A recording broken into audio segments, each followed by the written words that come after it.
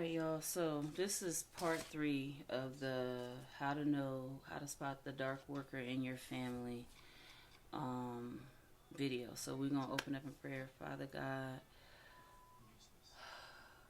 Mother God, angels, ancestors, spirit guides of the highest white light, please bless me in providing this information. Let it be clear. Let whoever comes across this video gain spiritual knowledge from it, blessings from it, wisdom from it. And I pray that everybody who watches this is drawn to it for a reason and they can take a message from this. I pray that you protect us from any and all psychic, spiritual, physical attacks, and that you just continuously bless us and give us the strength and the clarity and the courage to go forward and pass this message on. In your mighty name we pray, bless. Okay, so I'm gonna ring the bells real quick. Y'all close y'all ears. Definitely necessary for the topic.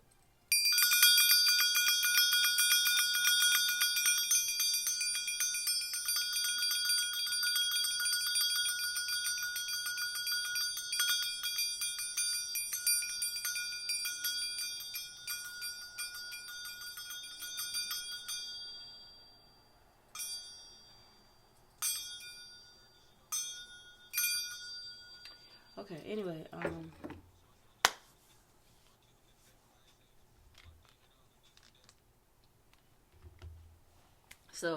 some of the things I forgot to touch on is, I know I talked about this person will covet your stuff, but and they will take your stuff. I talked about how my mom with the lipstick, how I caught her stealing my stuff all the time. Um, but another thing with my mom is she's a collector. Like, I don't know if I said this in another video, but she still has my baby teeth. And as I got more matured in my spirituality, I started to realize like how important teeth are. And teeth can be used in baneful magic. One of the examples I like to give of this is, do y'all know about Brene and the whole getting sued for stealing that girl's husband or whatever they had going on? But I remember there was something that the girl was saying about how she would find teeth all over her house. Like, she would just randomly find teeth in her house. And then people were like, yeah, that's like baneful magic. She was doing spiritual manipulating something. Brene was planting teeth in her house. And that's when I realized, like, I've always had like an insecurity with my teeth. Like, for the longest time, I didn't want to sing. I would laugh, covering my mouth because I had a couple gaps. I never in my life had a cavity, but I had gaps. And I remember I really wanted braces real bad one time. And my mom was just like, no, like, I could not get braces. I couldn't. She was like, we can't afford it. And over the years, I fixed my teeth. Matter of fact, there's that picture back there. I'm smiling. You can see my full set of teeth, and they were perfect. I had Invisalign, and then I lost it, and then my gaps opened back up again, and then my crossbite came back again, and yada yada yada. And that's just been a lifelong thing with my teeth. Well, my mother still collects my teeth, and it's like, I've had braces 3 times. It's something that always happens. The one time I had to get them taken off because I went to Afghanistan. You cannot deploy with braces on, so they automatically take them off, and that's when I got the Invisalign. And then my gaps opened back up, and now I'm at the point where it's like, I love my gap. I love my gap. My teeth are healthy. My teeth are pearly white, and I have great dental hygiene, and that's all that matters. And I watch TV now, and I see all the perfect actors with the veneers, and I'm like, I miss the 90s where people had their real teeth. Like, and I remember I wanted veneer, like 2 years ago, I was like really considering getting veneers put on my teeth. Like, no, I'm so glad I didn't. At one point, I was contemplating getting a BBL, and I'm so glad I didn't, because it's like, um, I don't need it. I don't need it. We need to go back to having flaws and insecurities and being okay with it. Like, so what if you don't have straight teeth? How does your breath smell? Speaking of smell and breath, that's another telltale sign somebody is plagued with negative energy. I always talk about how cleanliness is next to godliness. That's the saying that I heard, that I would hear as a kid, even before I got into spirituality. And the reason is, like I told y'all in the previous video, you crying wanting God to come with you and God to be with you and angels to surround you and protect you, you need to create an environment that's conducive for that. Light energy, angelic energy is pure, it's clean, it's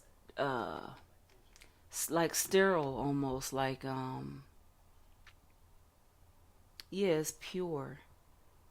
And so whenever I meet somebody who, one, has hygiene issues, or two, has like, you go to their house and it's just nasty, that tells me that that person is plagued. Not necessarily that they indulge in dark energy or they send it to people, but definitely that negative energy is definitely present and light energy is not. I remember, I don't know if I told this story before, but that girl, oh my God, the 13-year-old girl that was unalived and dismembered by D4 David, the singer. I remember watching this live stream, like, after it happened. You know, of course, hindsight is 2020. I didn't know who any of these individuals were before this situation happened. But I watched a video of him having company over. Allegedly, her remains were still in his house. And you could just see in the video that the house was filthy. Just from what I could see in the video, the house was filthy. And I'm like, God was nowhere on the premises of that house. They said the house smelled like the girls, and it was a gay dude, a guy, and they were just joking, like, about her, about, oh, they said, it smells like a dead body in here, on the live stream or on the video. And they're laughing about it, and this girl's remains were allegedly on the premises, causing a smell. And I'm like, God was nowhere present in that, on the premises. So whenever you want positive energy in your life and you want to get rid of negativity and negative energy, start by cleaning up your immediate environment. But back to the hygiene aspect, my mom and several of her relatives just had, like, my mom is a very clean lady. Like, she kept a clean house, but her house always looked raggedy. It always looked junky. But she was always cleaning. I would watch her brush her teeth, and her breath would stink. I would watch her wash her behind, and it would stink still. And I'm like, and then my daughter just brought it to my attention the other day. She was like, why do all the people who, like, we don't really deal with like that, but, like, why do all their breath stink? Because even my mom's sibling that I was saying touched another relative of mine. He got bad breath to the point where he didn't even have to open his mouth. You could smell that shit through his head, is what I used to joke. Like, you don't even have to talk. I could smell it. That's a demonic energy. And you know what else about him? he was the gossip queen. He was gay. He's gay. He's a gay male. And he's a coffin chaser. Like, I remember I got mad because he would call my mom. We live all the way on the West Coast, all the way clear across in another coast from you. Why are you the first one calling, running to us with bad news about somebody died? Always gossiping, always spilling somebody else's tea. Everybody's tea but his own.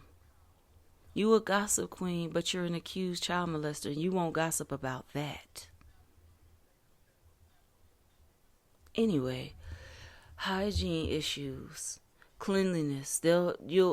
I remember my phone just literally broke. And I went into my iCloud because I was looking for this number of this Haitian girl that would do my daughter's hair. And I got her contact information from my mother. And I went into her house, and her house was like, she had a husband, but she would do my daughter's hair. She would do my daughter's braids at her house. And her house was dirty. And my daughter would be like, I don't get what you're saying. I'm like, it's just something, it's just like dirty, and I'm not being judgy, right? But it's like she had young kids, and her house looked like she had young kids, but that she didn't clean up after them. Probably because she was busy, doing hair all day. But one time her husband opened his door all the doors would be closed in the rooms, and I would just go to the living room. And I'm in no means trying to talk bad about this lady. I'm just merely giving y'all an experience that I had and sharing my experience with you. And one time, like, all the doors will always be closed and we would go over there. And one time her husband walked out this room, and it was like filled with clothes everywhere on the floor. It was like a room filled with nothing but clothes and trash on the floor. And that reminded me how when I was really going through it, when I was really under spiritual attack, when I was pregnant, I was going through it. People were sending me psychic attacks left and freaking right. But for some reason, one of the symptoms of how I knew that I was under spiritual attack was I did not want to clean up. And I'm one of them type of people where I'll let stuff be a little bit messy, and then I'll look and I'm like, I can't take it, and I'll get up and I'll just like go on like a cleaning binge. I just did a cleaning binge just now. I've been doing it for the past 2 days because I literally got to walk behind my daughter and clean up as she steps. She leaves a path wherever she goes in a trail, and I know she's been here because something is in disarray. But anyway, that's just what you have to do when you're a parent, when you're a mother. And I was a new mom, and my room was it just had clothes everywhere. And that's one of the reasons how I'll know when somebody's trying to send me an attack. First sign is I told y'all about just this past week, I didn't want to go to the gym. And that's out of the ordinary for me because I stay in the gym. So not wanting to take care of my body, which my body is my temple. I told y'all that I get very good care of my body because that's a way that I honor my ancestors and a way that I praise God by taking care of the vessel that He gave me, right? So when I don't take care of my blessings, when I don't take care of my house, when my house is junky, when my car is junky, and I just don't want to clean, or I just don't want to go to the gym, that's the first sign that I notice that somebody is spiritually attacking me, because that's not my energy. That's how I know somebody is sending me energy, because that's not my energy. My energy, I'm a Taurus rising, so I love beauty. I love being in luxury. I love being in a clean environment, a beautiful environment, a pretty environment. So yeah, when you see somebody in their house is just filthy, or they won't let you come in their house, that's another sign. or certain parts of a room. That could be because they got some stuff in there that you might put two and two together and be like, hold on, bitch, what you into? Or because they don't want you to see the filth. Because that exposes the energy, that exposes the demon. The demon doesn't want to be seen. So the demon will convince this person, just don't go clean, and just don't let nobody see. That's why I look at like things like hoarders, and we're back on the spiritual, the ailments being related to spirituality, right? Because I look at hoarders and I look how they like to hold on to things and they can't let go, and they let the junk just pile up. Or people who are morbidly obese, and they just, like, when I'm like too big for my britches, like I told y'all, literally too big for my britches. I told y'all I gained weight over the 2 weeks around my birthday, of my birthday and after my birthday, the week of and the week after my birthday. I didn't want to go to the gym, and I didn't, and I was just eating cake, and I was just enjoying, living in, just, I was just enjoying it, just living in, like kind of like a gluttonous energy almost. A sloth energy, not wanting to do anything and just wanting to consume, and just. But I'm glad that I realized that wasn't my energy, and I've been working out, going on my walks, not necessarily going to the gym. It's too hot, so I just been going on my walks with my waist trainer on around the city, and it's been working. I'm back on track.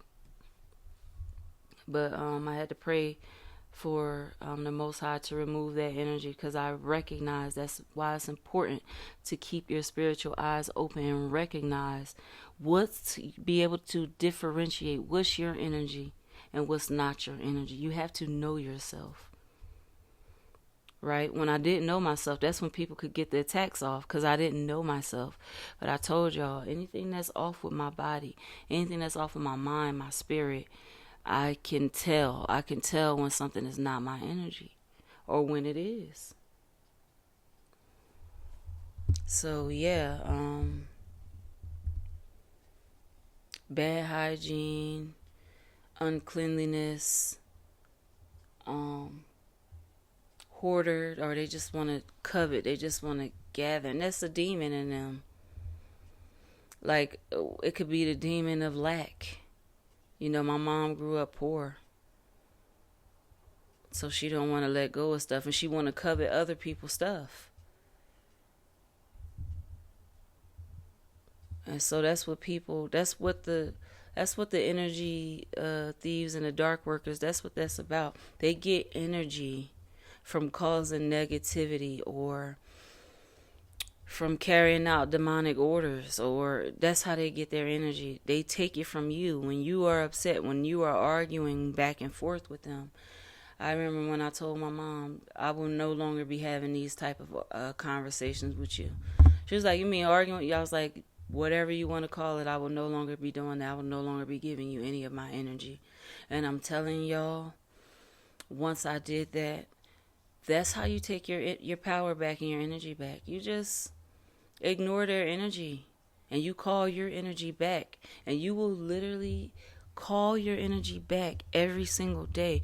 Cleanse your energy every single day. Transmute your energy every single day, and you will literally start to see the people who are engaged, or you have been engaged in a silent, unspoken spiritual warfare, because that's what it is, with or against. You will literally see their life fall apart right before your eyes.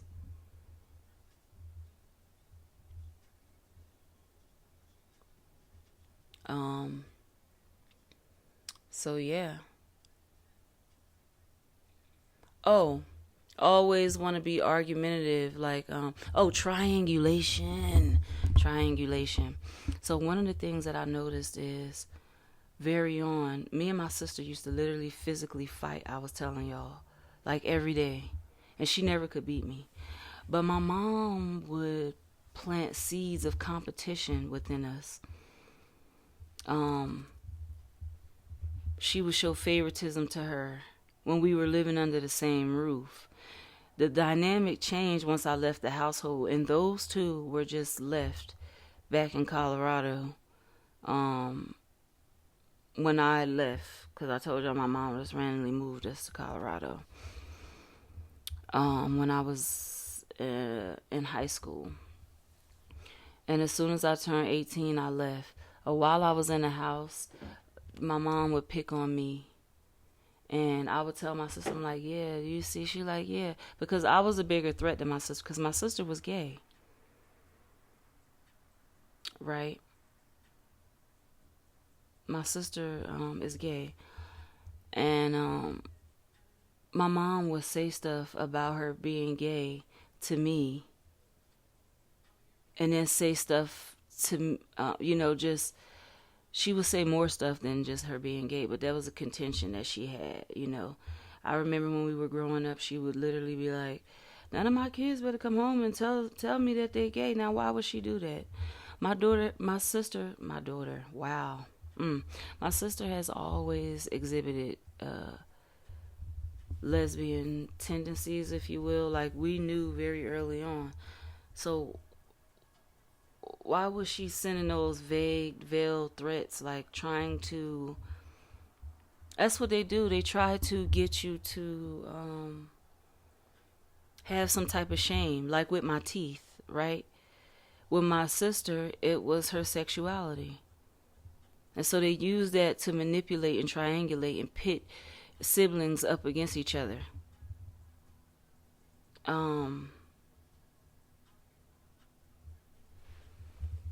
Yeah. So when you recognize that you and this other person that they try to triangulate you with have a common denominator, which is this other person always trying to bring negativity in their life, I took the approach when I realized, which I didn't really realize everything in its full capacity until God woke me up all the way, and I was able to see everything like from a bird's eye view, past events, present, and some future events. I tried to tell my sister, I'm like, and she knew, she recognized it, but she wasn't. I remember,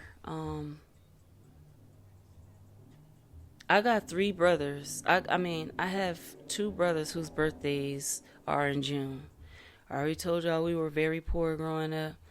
I already told y'all my mom was on drugs. So that's 3 birthdays in the month of June that as a single mother, So I never really had a party, never really had a birthday party of my own. Right? I remember for Mother's Day, probably at the behest of my daughter, my mom got me a cake or it could have been for my birthday. I don't remember. But and she got me gifts from, said it was from other family members and my daughter included. And my sister, who had been relieved from her military career,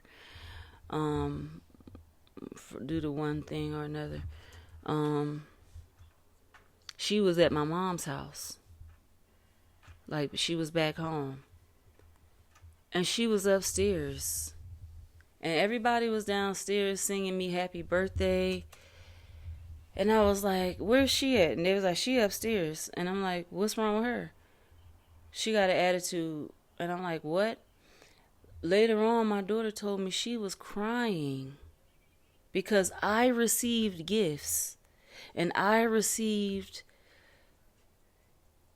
adoration and like gratitude and celebration. And she was saying nobody did that for her, and they said she was crying before I came over there because I was at work. And I came over there because my mom would watch my daughter. And I came over there, and my sister was back at my mom's. And she wouldn't even come down because she was upstairs crying because I was downstairs being celebrated. And it made me think, like, I remember for her birthday one year, she was living on base in a state, and I was living 2 hours away. I was on a contract. Do y'all know I drove to her home? I told y'all this story.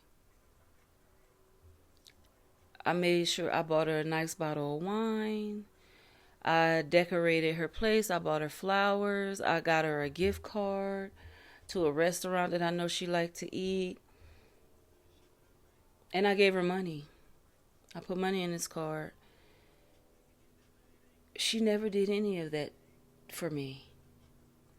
But before her being in the house crying because nobody ever celebrates her, I did all that stuff. Every time for her birthday, I would give her the gift. She never got me anything for my birthday.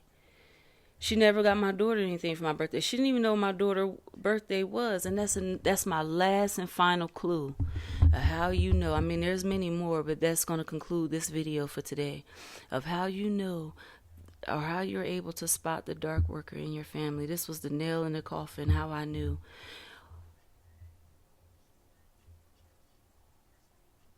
Watch how people treat your children.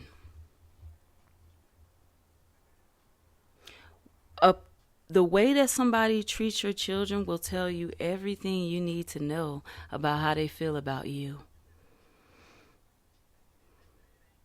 My daughter looked just like me. Or she did, or so I've been told by these particular family members. But my sister would be so mean to my daughter. My daughter was so innocent and young and just cute. She had these big eyes. And she was just like everybody that ever been around my daughter. She's never been any type of behavioral problem. She was like a little old lady because she was always around my mom and my grandmom. That's who would watch her when I would go to work. Or I would have her being babysit by elder women, right? Her child care providers were elderly women. So she would always be around. She don't have any siblings. So she will always be around elderly women. So she was like a little old lady. She was never a behavioral problem. And my sister would like always yell at my daughter. And then I noticed she had this friend that she met when we were in high school, and I could just tell that this friend didn't like me, and I always knew that this friend didn't like me because my sister would tell her lies about me and distort truth and make it seem like I was the aggressor and she was the victim. That's the way she's always made it seem. And in fact, we fell out and I blocked her number and I stopped talking to her 2 years ago because she was trying to perpetuate this lie that I used to bully her when we were little. She was trying to recreate, as if I don't know how this works, as if I don't know how spiritual manipulation works. She tried to do a recreation on past events where she was the victim and I was the bully. And finally she waited until I was in a position that was vulnerable. Like I had lost everything and I was literally living in my car and I depended on her to, help me pay for hotels for like a month. It probably was, while I was waiting in the process of waiting for a contract to come through before we went, on that contract to Vermont.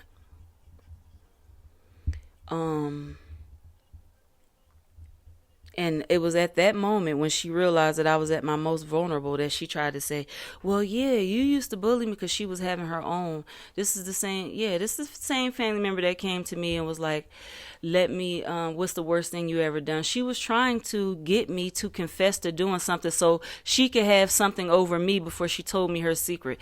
That's one thing you got to watch.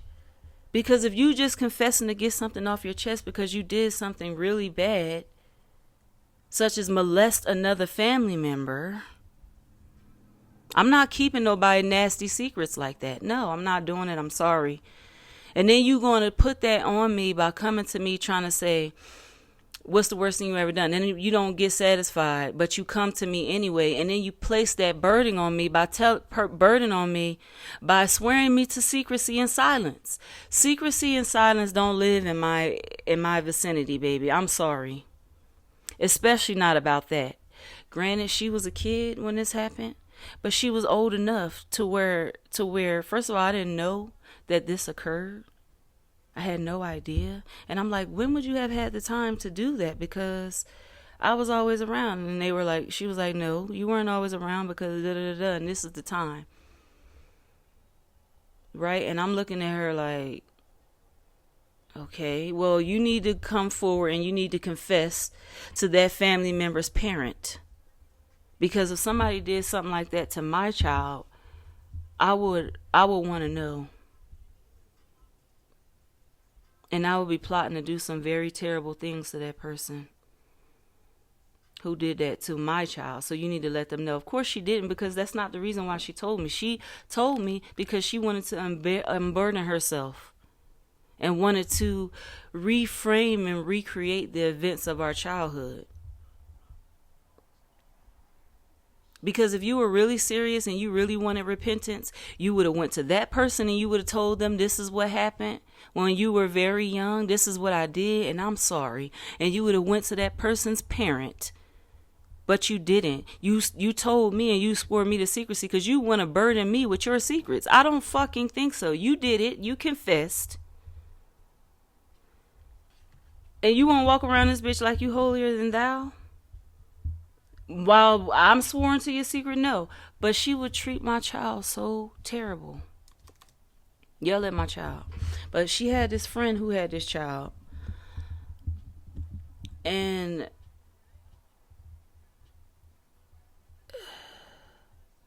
she knew this child's birthday. She would get this child birthday presents. And her child was a little bit younger than my child. I think her child was like 2 years younger than my daughter.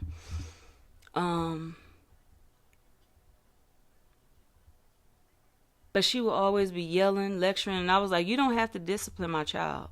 Remember, I said I went to go move in with her to help her pay for the bills, and also because I just wanted a new environment. And I took my daughter, and me and my daughter went, and we moved in.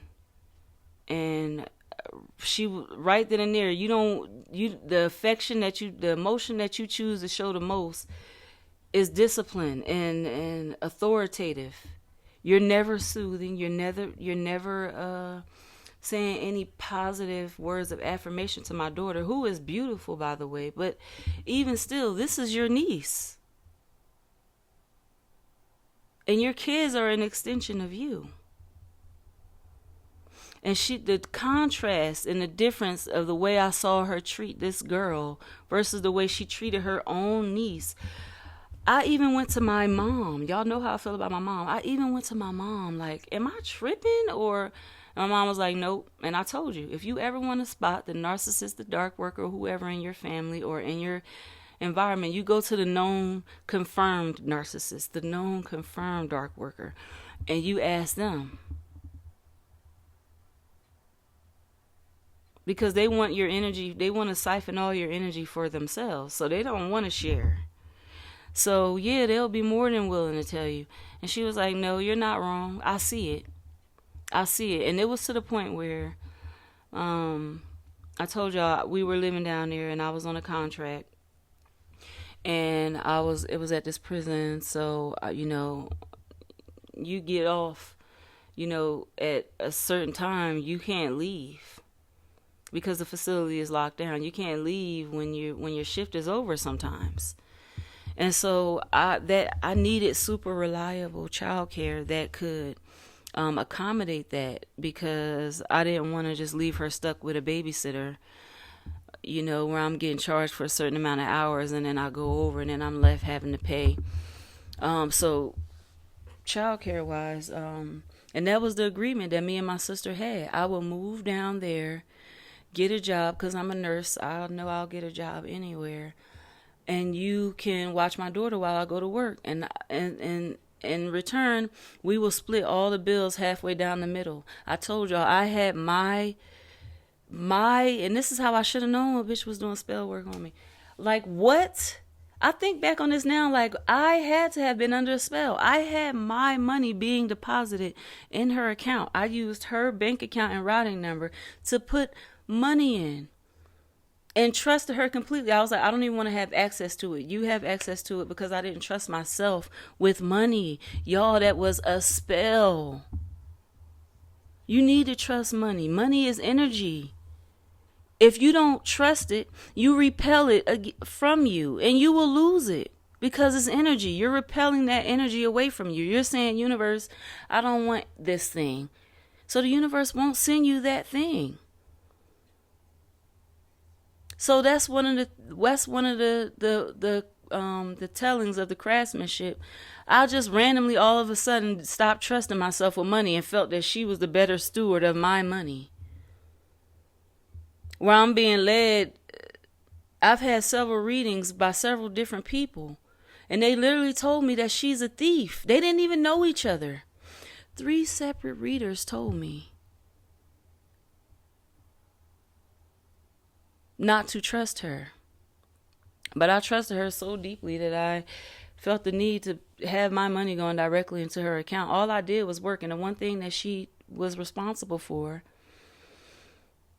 was, please make sure you go get my child from school that was literally across the street from our house. Literally, like 500 feet from our house was the school. All she had to do was walk across the street and get her and watch her till I got off of work. And then one day there was a threat of a storm or a hurricane coming or whatever. And so there was an evacuation. So they basically, when there's any type of natural disaster and you work at a closed lock facility such as a prison, you are essential staff and you're not leaving. Because safety and security of the residents or whatever is, and staff, but that's paramount. So you're not leaving. So I already prepared to do overtime and to stay so I could do overtime in the area, because the job was literally like 2 hours from our house. And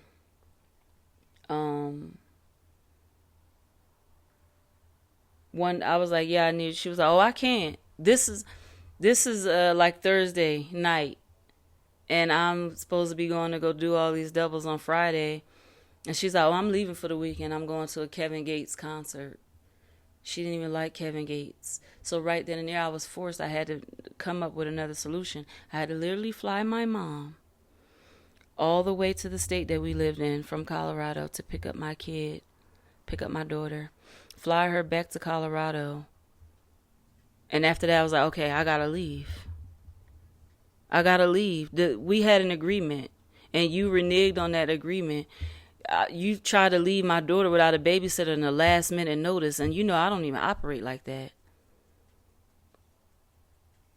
If you had a Kevin Gates concert, why did you wait till like the night before to tell me so that I didn't have time to make other arrangements? And before I could do anything with those other arrangements, because I had I did find a babysitter after that, but she didn't have a car. She barely spoke English, and it just wasn't right. And so the only option I had was or I had a babysitter during that, because I think she pulled something like that before, and I got a babysitter to accommodate, to like alleviate, so she wasn't always being stuck having to watch her, the babysitter who did. And then she pulled that stunt, and then I had to send my daughter away. And after that, I was like, okay, I'm leaving. And I told y'all how upset she was, and I didn't even know. I moved to another city like 2 hours away, and I got another job, and my daughter was here in Colorado. And the next thing you know, my daughter got sick with a debilitating illness, and I had to leave. And you know, if you know my story, that's everything that happened with that. But watch how people treat your children if you're curious. And so when I told my mom was like, yeah, and I don't appreciate that. She does treat her different. Cause my daughter was still young, so my mom wasn't. She wasn't my daughter wasn't a threat to my mom yet. My mom is the type of witch where, like off of y'all ever seen American Horror Story, The Coven? Um, when it comes to the what is it, the Next Supreme or whatever, how her mom was like trying to sabotage that whole story and situation is my mom. But the fact that my mom, because I told you my mom loved triangulation with me and my sister. So, and she would always take my sister's side whenever we would, because my sister wasn't really a threat because she was gay. She was a threat, but not as much of a threat as I was. Just like my mom didn't see my brothers as a threat. That's why she was still, I told y'all, sending them, making homemade cookies and sending it to them in the mail. And my brother was like 46, but you can't watch my daughter. You're charging me to watch my daughter. And that's what I'm saying. That's how you know my mom was hating, because she watched I paid for her to go get my daughter. Cause she was like, no, you need to come give me the plane ticket. I will. And she did that so she can get me in a position to where she was watching my daughter to where she could extort me for money. Yeah, cause she tried to make me pay her to watch my daughter that she begged me to. Anyway, I'm not even going down that road with her. But I knew that something was up and I was on to something, because she agreed. She was like, no, I don't fucking like how she's. And my daughter didn't like. I told y'all my daughter don't like my sister. She was like, she was young. You know, kids tell the truth. My daughter was like, I don't like her. The nieces, they didn't like her. They would avoid her because she would always try to turn something into a lesson and act like she was the bigger person. And then you confess some type of secret like that, you know? So it's just, they go to inconsistencies I was telling y'all about from one of the previous videos. You holier than thou, but you a molester. You holier than thou, but you molested somebody when you was a kid, when they were a kid, and you won't repent. You won't ask God for forgiveness. You won't ask that person for forgiveness and admit what you did. So when I confronted my sister about it, she was like, I was like, what's my daughter's birthday? What's her birthday? She didn't know, but she knew that girl's birthday. So she was, I don't know if she was attempting some sort of triangulation with that, like trying to, but I peeped it and I was like, nah, you won't get an opportunity to play with me like that, especially when it comes to my kid. I don't play like that. That's where I draw the line when it comes to my baby. And I'll cut anybody the fuck off. And I cut her smooth off. Haven't talked to her in years. But watch how that person treats your children. And towards the end, my mom started trying to play with my daughter too. And that's why she will I told her, I'm like, one day will be the last day that you ever see my daughter. And one day was the last day she ever saw my daughter. Don't ever play with me when it comes to my child. I'll cut anybody off. I'm doing this for my child, live for my child. I'm not you. I didn't choose crack over my kids. And that's what burns her gears so much. I chose to protect my kids rather than put them in danger. Rather than to have them walk into crack houses, from crack house to crack house in the middle of the night, looking for me at 4 and 2 years old. And that's what grinds their gears also. That I'm a better mother than she ever will be. Or I'm a better mother than she ever had. And that's why they sent that attack to my daughter. And that's why she got sick. And that's why